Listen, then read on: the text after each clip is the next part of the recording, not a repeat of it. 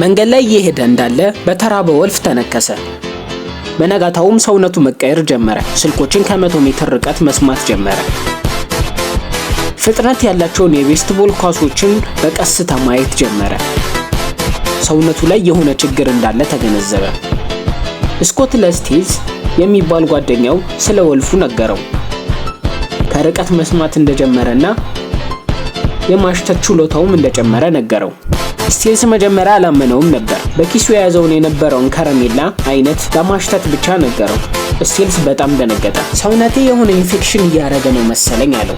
ስቴልስም አለው ሰምቼ ነበር እንደዛ አይነት ታሪክ፣ ሊያኮንትሮፊ ብለው ይጠሩታል። ይሄንን ኢንፌክሽን በወር አንዴ ይከሰታል። ጨረቃ ሙሉ ስትሆን ወደ ወልፍ ትቀየራለህ አለው። ያንኑ ሌሊት ወደ እንስሳቶች መሸጫ ቦታ ገባ።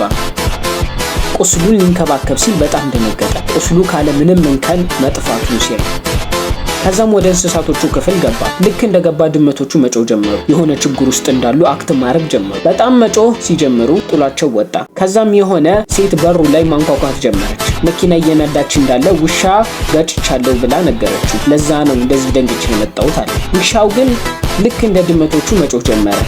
ስኮት ውሻውን አፍጥጦ ሲያየው ውሻውም በፍርሃት ዝም አለ። ታሪኩ ከተመቻችሁ ፎሎ አድርጉ።